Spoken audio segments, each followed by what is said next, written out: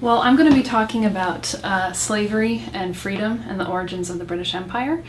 One of the great paradoxes of British history, which is what I study, is that just as the British people in England were becoming quote-unquote more free, establishing their own freedoms, overthrowing tyranny and that sort of thing, all of that depended upon this large, massive, oppressive system of slavery in their colonies in the 17th and 18th century.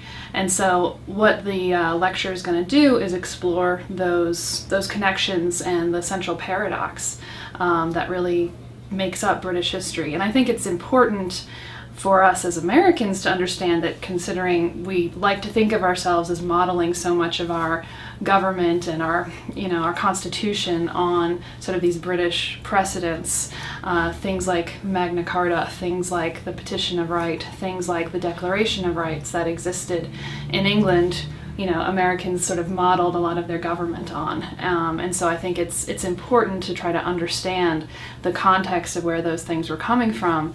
And again, this central paradox, as I see it, between freedom and slavery in the British Empire.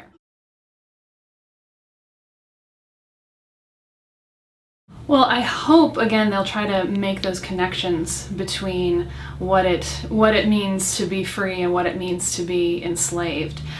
There were different concepts of slavery and enslavement in the early modern period, the period I study, having to do with, what we think of as slavery, sort of chattel slavery, being somebody else's property. But for the British, there was another concept of slavery, being a slave to a tyrant. A bad king, and that was the kind of slavery that they were deeply, deeply afraid of. The kind of slavery that existed in their colonies, while they knew about it, they didn't quite understand it in the same kind of way. And so they were able to sort of live with this paradox, and they didn't necessarily see a contradiction there between these two kinds of slaveries. And so I hope students will have a better understanding of that contradiction, and again, the connections that we make in our own history as Americans between slavery and freedom really go back much further, in the case of, again, the origins of the British Empire as well. We're so much more aware in our especially globalized economy as to, we need to be more aware in our globalized economy of where our, goods and services come from. Where do we buy our clothes? Why are clothes relatively cheap in this country? Well, if we really look into it, if we really dig deeply, sometimes it's an unsavory reality.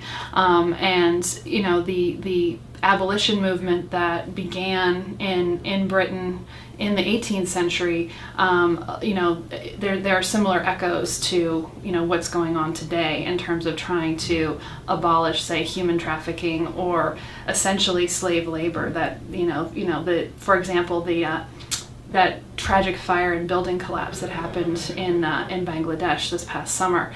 I think it brought home to a lot of people in our country and in other parts of the world, sort of more privileged parts of the world, just how that kind of disparity still definitely exists in our culture and our society. And so hopefully students will be able to make those connections. Again, that just because it's in the past doesn't mean that it's all said and done, and we've sort of tied a neat bow on it and can move on. They're very, very much relevant issues, absolutely. This is my first year with OTC, and I'm really excited. My students who are in an Origins of the British Empire class with me have been participating, and I've been getting very good feedback from them on the lectures they've been attending, and I think they're very excited to be able to have this opportunity. Like I said, this is a really unique opportunity for students and faculty across the university. What's really great about it is because it's, not just across various departments, but it's really across a number of colleges. I think there are 8 or 9 colleges participating this year. It's a way for people who sometimes, we have to declare a major and we have to sort of take a track and get our number of hours. It's a way to explore, see different professors and hear different perspectives that you wouldn't necessarily have the time time or opportunity to see outside of your college, outside of your department. And I think in that regard, it's a great opportunity to really just learn about all the other exciting things that are happening across the university. Please come to my lecture on Tuesday the 29th. It's going to be at 12:30 in the afternoon in the Faculty Senate room of the sub. So hope to see you there.